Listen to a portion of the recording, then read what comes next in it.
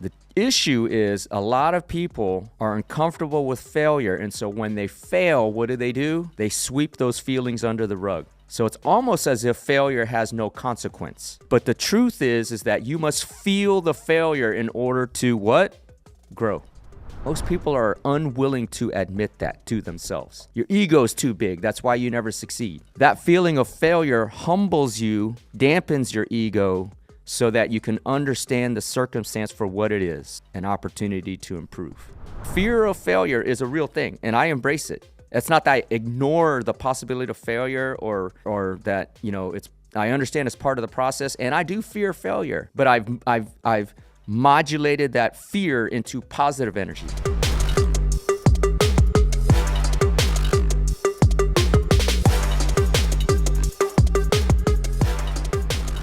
Yo, what's up, everybody? This is the End-to-End Podcast, and I'm your host, Dr. Yun Win, also known as the Ninja or Prolific Ninja by my family and friends, and because my fans are my friends, you can call me Ninja too. This is the End-to-End Podcast, the Alpha to the Omega, the beginning to the end, talking about life, motivation, drive, success, self-improvement, and offering you morsels in this all-you-can-eat buffet called life. Back in the studio here to connect all the dots that are around us to help you find your success. It's now February, Valentine's month, full of love, right? But here, back in the studio, before we get into the podcast episode today, I'm going to start the episode as I start every one of my days. And so if you're new to the show or if you know the show, I wake up every morning. First thing I do when I open my eyes, I don't pick up my phone. I thank God and the universe for another day, another opportunity to hopefully inspire one person to live to their fullest controllable potential and bring greatness and happiness and gratitude to this earth. And with that, I want to thank you all for following, liking, commenting, sharing, especially sharing this show. I do this on my own dime, on my own time. I mean, I spend my own money with this team here to bring this content to you for free. And so the only way we can grow this show and accomplish our mission of inspiring billions across the planet is for you to share the show. So we do this on a karmic exchange, right? If I'm giving you valuable content, which I hope you feel is valuable, don't owe me a karmic debt. Please repay that debt by sharing the show. I like to say if you're knowledge swole, share the show. That's how we grow. And so please, don't owe me or leave me with a karmic debt.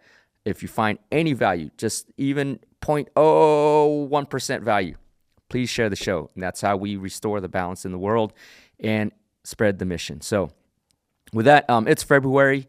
January's done. This year, 2025, finding our drive in 2025 seems to be going much quicker than 24. I don't know, for whatever reason. It might be based on, Trump and Elon Musk and all these guys doing their thing in Washington. It's like coming at a rapid clip. Just yesterday, I think the USAID department, they shut it down. $40 billion. They're just moving quick. And so it feels like things are accelerating for some reason, right? But we're already here in January, which means 1/12 of the year has passed. 1/12 of the opportunity and time has passed. And so then the overarching question is, are you staying with your plan? Are you sticking to your goals? Are you sticking to the plan to get to your goals? Or have you already failed? Or you're already off pace? Or you're already on the track to repeat 2024 all over again and not grow or do anything with your life? Same old, in and out, 9 to 5. What are you doing? You see, it's more likely than not, a lot of you all have already failed, fallen off the wagon. I know, for example, a lot of people personally who started 75 hard, right? Not rightfully, not wrongfully, but uniformly, all of them have failed. Okay?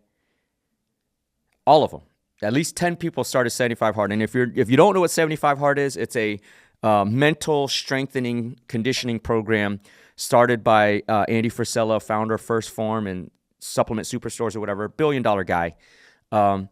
It encompasses 75 straight days of the following: drinking a gallon of water, reading 10 pages of nonfiction, taking a selfie, maintaining a diet consistent with your goals, no booze or alcohol, working out twice a day for 45 minutes at least, one of which must be outdoors.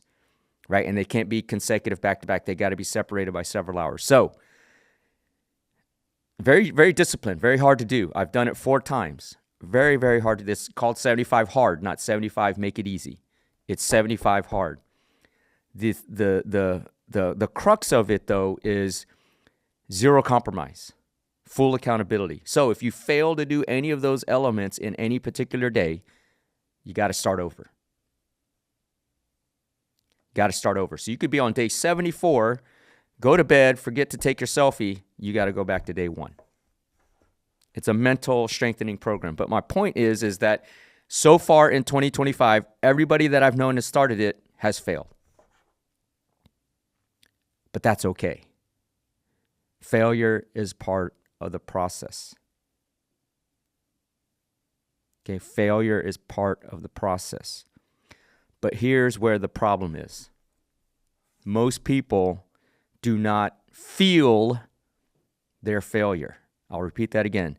Most people do not feel the failure. And that's why you ultimately lose. Okay? The issue is a lot of people are uncomfortable with failure. And so when they fail, what do? They sweep those feelings under the rug. So it's almost as if failure has no consequence. But the truth is that you must feel the failure in order to what? Grow. So when you fail, which is inevitable in 75 hard or whatever, your fitness, you said, I'm going to go to the gym every day starting 2025, and now you go barely once a week. All that's, I'm going to stick to a diet, but then now you're pigging out on potato chips, right? Those are failures. Personal failures. Hey, I'm going to learn this skill by February, right? Personally, I failed already because I've been wanting to write a chapter in my book every month, missed out on January just because no excuses.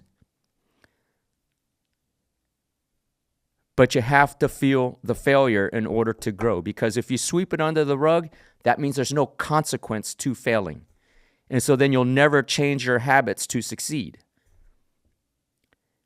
We had this conversation in my house just this weekend.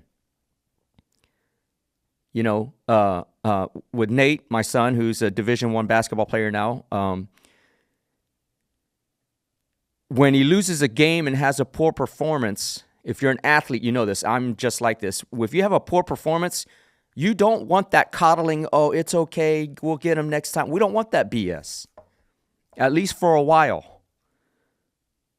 When you have a bad performance, you need to sit in that failure and feel it.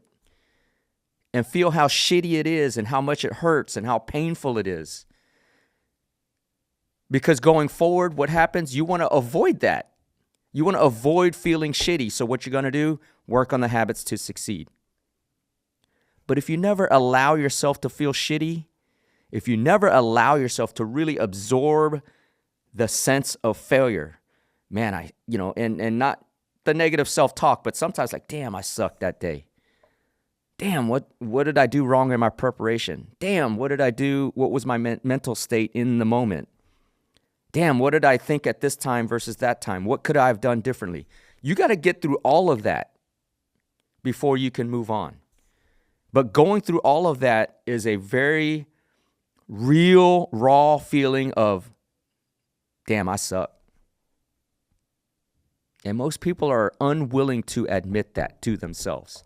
Your ego's too big. That's why you never succeed.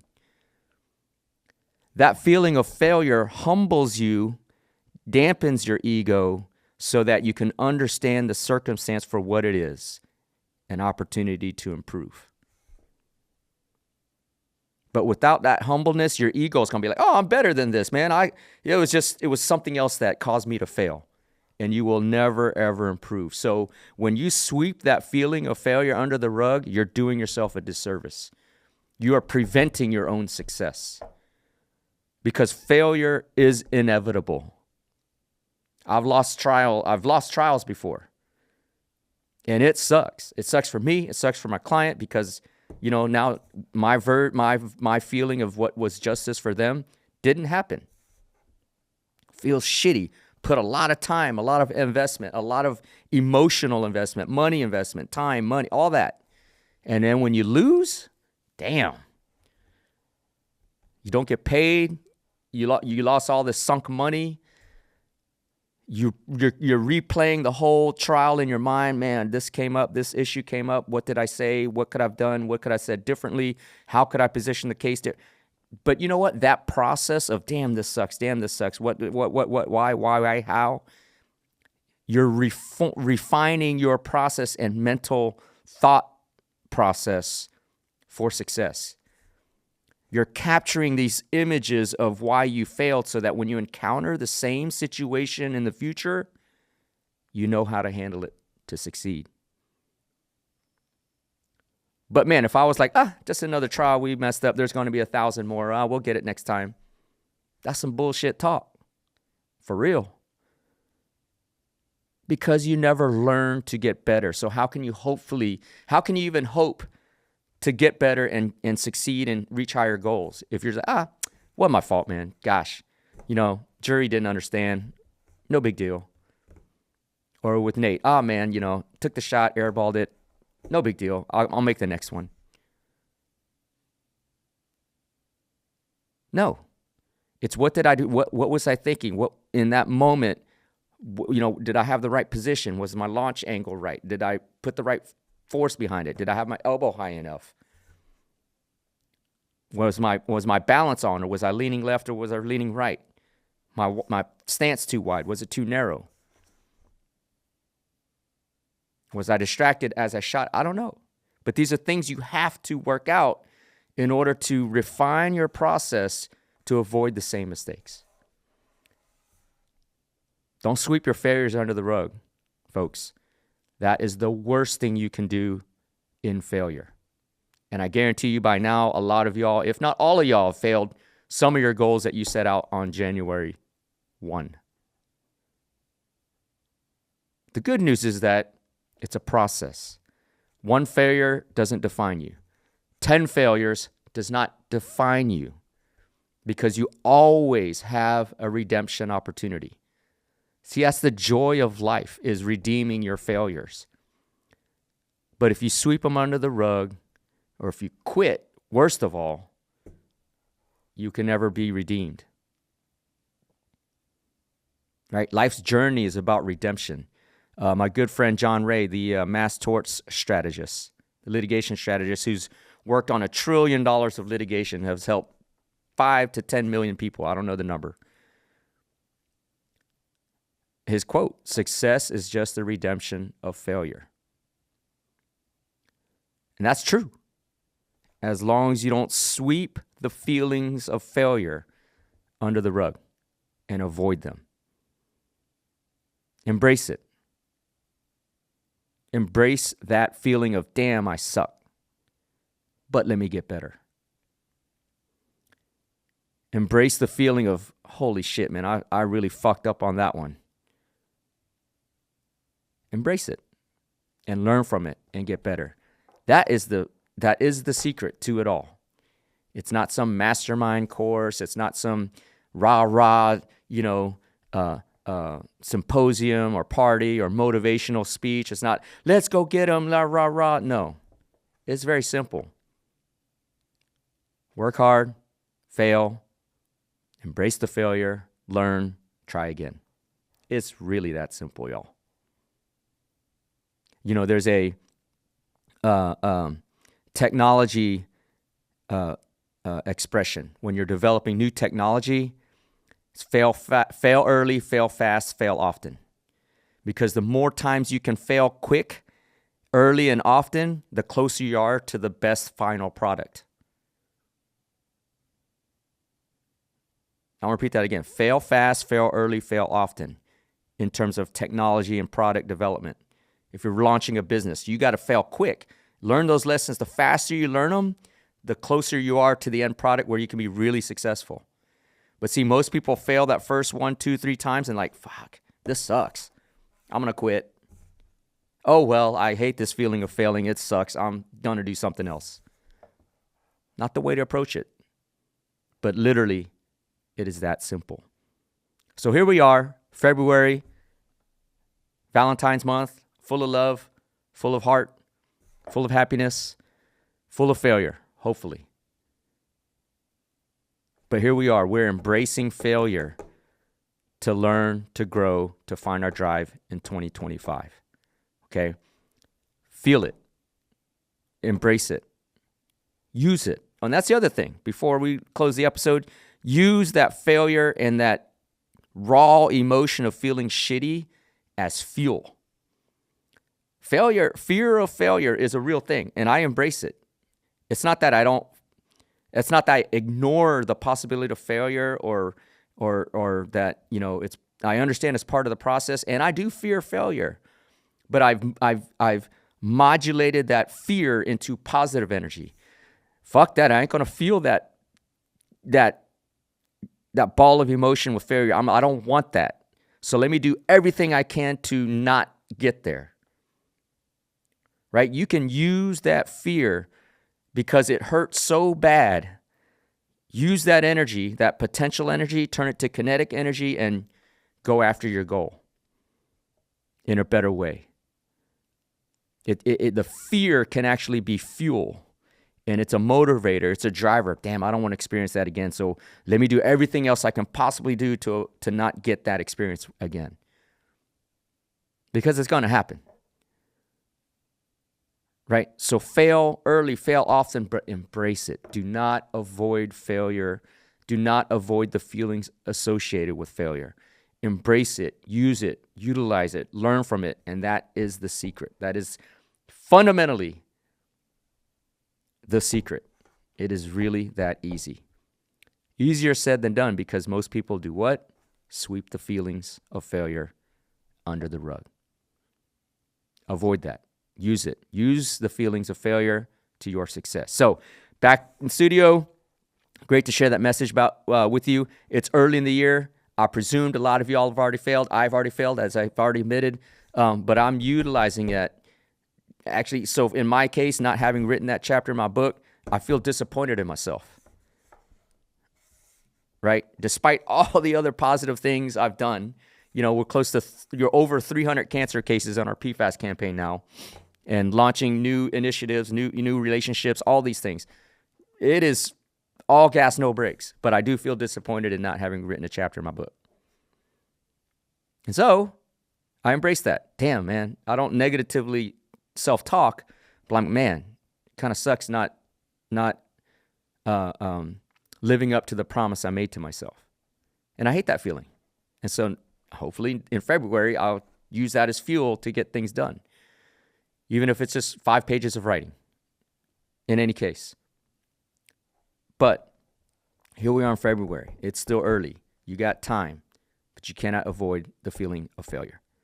Okay? So I'll close my episode as I close my days. If you're new to the show, or if you've been listening for a while, just like I start my day thanking God in the universe, I close my day thanking God in the universe. So before I shut my eyes, I thank God in the universe for another day to have hopefully inspired somebody.